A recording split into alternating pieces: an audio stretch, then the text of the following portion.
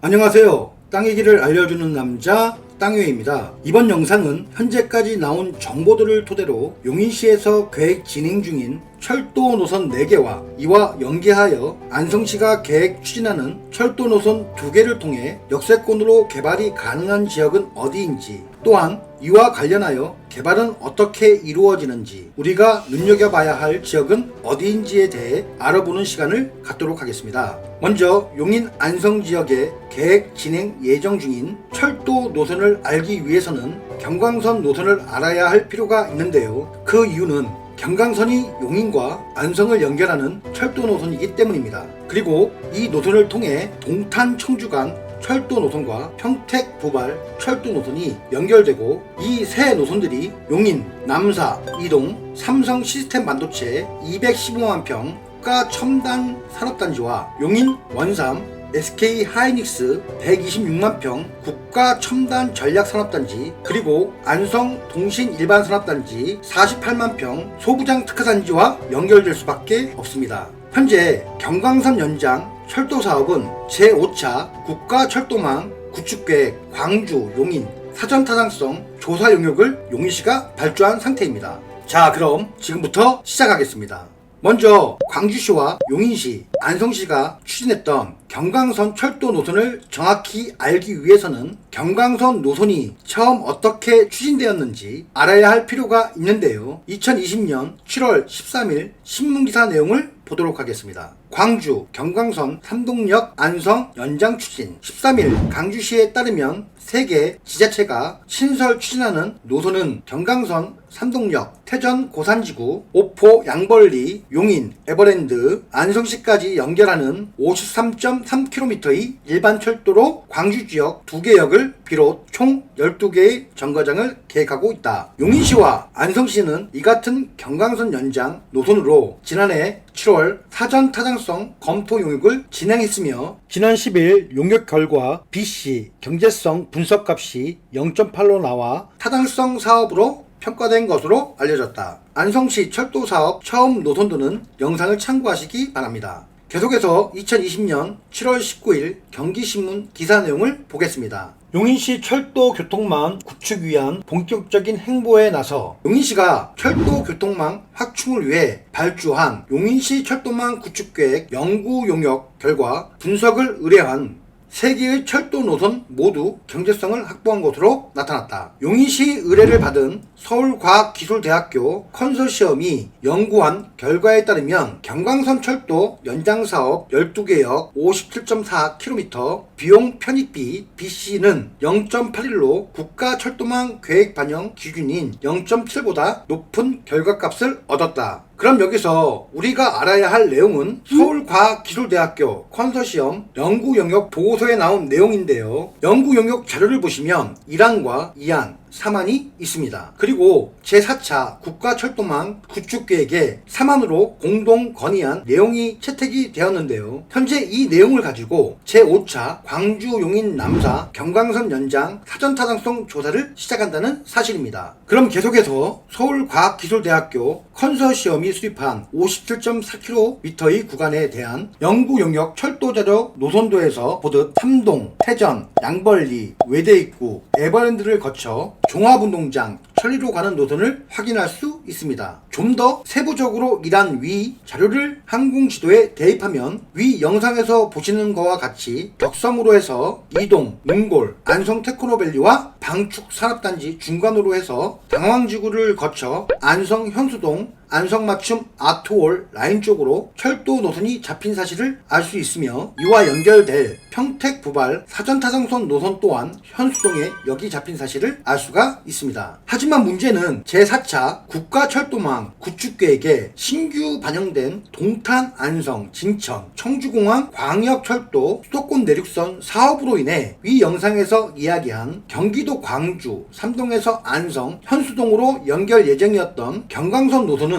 수정이 불가피하게 되었는데요. 그 내용을 뒷받침하는 기사 내용을 보도록 하겠습니다. 경기신문이고요. 2022년 3월 10일 기사 내용입니다. 특집 용인시 철도망 구축으로 동서 균형발전 꾀한다. 용인 동부지역의 철도망 확충 확충을 위해 경강선 연장과 더불어 평택 부발선은 용인 반도체 클러스터 역사 설치 및 동탄 부발선 추진으로 용인 반도체 클러스터의 핵심 교통 인프라 구축에 나선다. 시는 또 처인구 지역 철도망 구축을 위한 핵심 사업으로 경강선, 광주시, 삼동역, 에버랜드, 처인구, 이동욱과 남사업을 잇는 40km의 경강선 연장을 추진하고 있다. 이는 시민교통 복지 실현을 위한 민선 7기 공약 가운데 하나다. 경강선 연장 사업은 2020년 7월 용인시 철도망 구축계획 연구 용역을 통한 사전 타당성 검토를 거쳐 제4차 국가철도망 구축계획에 반영되도록 건의했으며 아쉽게도 추가 검토 사업으로 확정됐다. 차기 국가철도망 구축 계획에 신규 사업으로 반영될 수 있는 가능성을 확인한 시는 경강선 연장선의 사업성 향상 방안을 강구 중이다. 수도권 내륙선과 용인시 남사 지역의 연계를 통해 중요한 내용입니다. 차기 국가철도망 구축 계획에 반영되도록 하는 게 목표다. 경강선 연장선과 수도권 내륙선을 연계할 경우 광주시 삼동역에서 출발해 에버랜드와 이동읍, 남사업을 거쳐 청주공항까지 철도를 통해 이동할 수 있게 된다. 즉 용인시에서 계획한 경강선 이안에 대한 내용은 이상일 용인시장 후보 용인시 철도 교통대책 공약 발표 자료를 보시면 알 수가 있는데요. 위 영상에서 보듯 천리에서 분기에 한숲, 남곡, 남사로 계획한 노선을 알 수가 있습니다. 다시 말해 광주시와 용인시, 안성시가 처음 계획한 첫 번째 경강선 53.3km 노선이 수도권 내륙선 동탄 청주간 노선으로 이안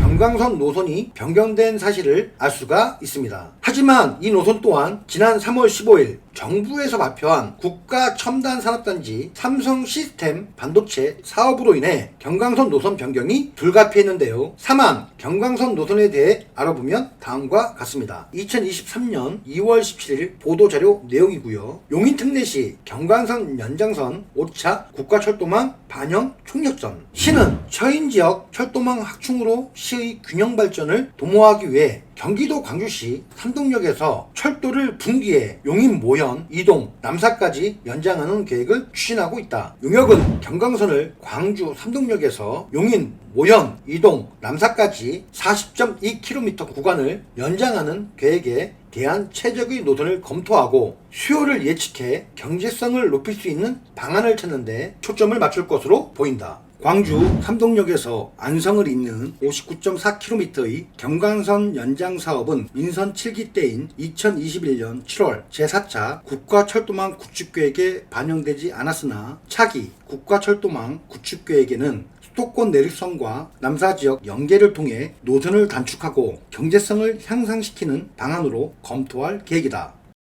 이랑 연계하는 방안에 대해 가지고 검토가 들어갈 거고 국가선단이 노선사항에 있거든요. 어떻게 효과적으로 연계를 할 수 있는지 반영을 해가지고 구체화시킬 예정입니다. 경제성이 얼마큼 나오나 국가 재원이 상당히 많이 들어가는 부분이기 때문에 그게 가장 핵심적으로 살펴보겠죠. 노선은 복선보다는 단선이 아무래도 사업성이 더 높게 나오거든요. 복선이 그런데 아무래도 이용 수요 측면에서는 편하잖아요. 그거를 고려를 해가지고 저희가 검토를. 즉 용인시에서 계획한 경강선 연장 3안 노선을 보시면 광주시 삼동에서 남사까지 어떻게 연결되었는지 위에서 확인한 연구 용역 자료를 보면 다음과 같은데요. 삼동에서 태전, 양벌리, 외대입구, 에버랜드, 종합운동장으로 해서 천리, 덕성, 이동, 남곡, 남사로 연결되는 것을 알 수 있습니다. 그럼 여기서 우리가 위 자료를 통해 눈여겨봐야 할 내용은 무엇일까요? 바로 수도권 내륙선입니다. 동탄에서 청주로 이어지는 구간 중 안성 구간을 알 수가 있는데요. 즉 남사에서 안성 테크노밸리 양성 면사무소를 거쳐 안성 비봉산 라인으로 빠지는 노선을 확인할 수가 있습니다. 이 노선을 좀 더 구체적으로 보시면 지난 7월 20일 안성 동신산업단지 소부장 특화단지가 지정되면서 동탄, 청주간 노선이 어떻게 연결이 될지 알 수가 있는데요. 안성 동신산업단지 조감도를 보시면 동탄, 청주간 노선이 비봉산 라인으로 꺾이는 것을 볼 수 있습니다. 즉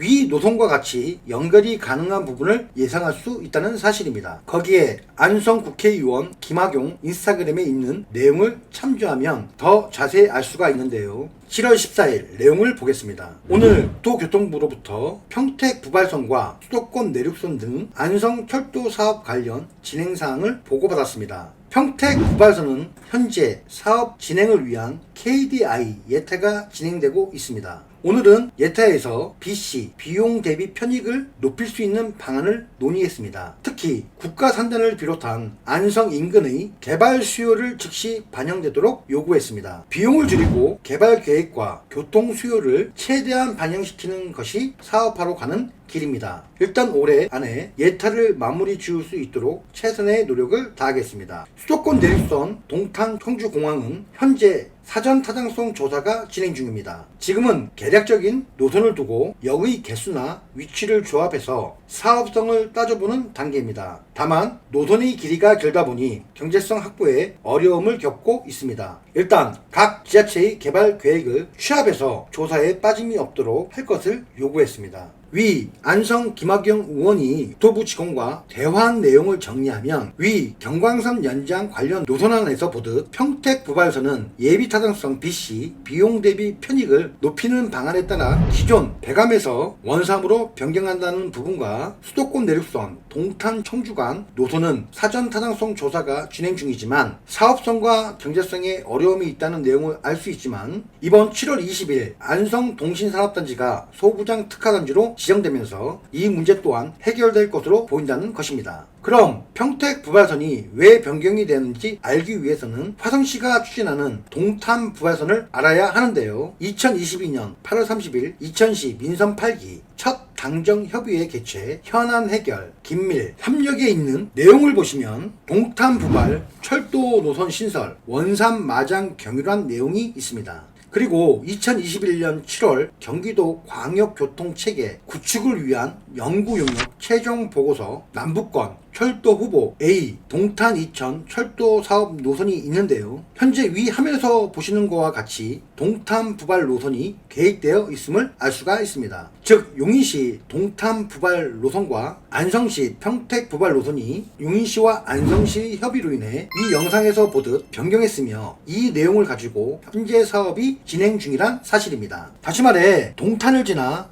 이동, 원삼, SK 하이닉스를 지나 마장, 이천, 부발로 연결된다는 것으로 원삼역에 대해서는 뒤에서 자세히 알아보겠습니다. 그럼 계속해서 신분당선, 투지 동천, 처인 남사, 용역 착수 2023년 8월 21일 용인신문 기사 내용을 보시면 용인시가 처인구와 수지구로 있는 국가철도망 구축을 추진한다. 신분당선이 지나가는 수지구 동천역에서 노선을 분기 국가첨단산업단지가 들어서는 처인구, 이동, 남사까지 연결하는 신분당선 지선에 대해 타당성 용역에 돌입한 것. 시에 따르면 동천, 동백간, 신분당선, 지선, 철도망 구상은 이상일 용인시장의 민선 8기 공약이다. 하지만 처인구, 이동, 남사 일대의 반도체 국가산업단지 조성이 확정되면서 효율적인 교통망을 미리 확보해야 한다는 판단에 따라 당초 동백까지 이으려던 철도를 남사까지 연장하겠다는 계획이다. 위 내용을 정리하면 화면에서 보듯 동천에서 동백까지 연결하는 것을 구상, 용인경제철과 경광선을 연계하여 남사까지 연장하는 계획을 알 수 있다고 생각합니다. 지금까지 용인과 안성에 들어설 철도 노선에 대해 알아보았는데요. 그렇다면 이 철도 노선들로 인해 우리가 토지 투자 시 눈여겨봐야 할 지역은 어디일까요? 우선 이번 영상에서는 현재 토지거래 허가구역인 남사 이동 지역에 대해서는 아주 간단히 말씀드리고 추후 구체적으로 알아보도록 하겠습니다. 경광선과 동탄 청주선이 만나는 남사역 지역은 더블 역세권이고 거기에 경광선과 동탄 부발선이 만나는 이동 지역 또한 더블 역세권입니다. 계속해서 안성지역, 수도권 내륙선, 평택 부발선, 철도 역세권에 대해 알아보면 위 영상에서 이야기했듯 두 개의 역사가 생기는 것을 알 수가 있는데요. 첫 번째 역은 안성 테크노밸리와 방축산업단지가 있는 양성역이고 두 두 번째 역은 수도권 내륙선과 평택 부발선이 만나는 안성역 또한 더블 역세권이란 사실입니다. 그럼 계속해서 안성시의 자료를 보도록 하겠습니다. 2023년 2분기 공약 추진 현황상 공약 사업 관리 카드를 보면 다음과 같은데요. 안성역 개통 및 역세권 개발에 대한 내용이 나와 있습니다. 사업 개요를 보시면 2022년 8월부터 2024년 6월 사업 내용을 보시면 안성 역세권 내 토지 이용 계획을 수립하고 미래 첨단 산업단지 조성, 역세권 복합개발, 배후 주거단지 조성이란 내용이 있습니다. 이 내용을 좀 더 구체적으로 보면 안성역 개통 및 역세권 개발 계획 수립이란 내용이 있는데요. 사업 개요 내용 중 총 면적 400만 제곱미터로 약 121만 평의 개발 면적이 있습니다. 위 영상에서 보시는 것과 같이 48만 평 동신 일반 산업단지를 뺀 면적과 앞으로 개발이 예상되는 73만 평 면적은 위 화면 영상에 표시했는데요. 하지만 문제는 이 지역이 안성도시공사 설립으로 대부분 수용이 된다는 사실로 아래 도시공사 설립 공약사항 관리카드를 참조하시기 바랍니다. 그럼 앞으로 추진되는 양성역에 대해 알아보면 현재 수도권 내륙선은 사전 타당성 조사 중이지만 여기 위치가 양성면 도시지역 주변으로 잡혀 있는데요.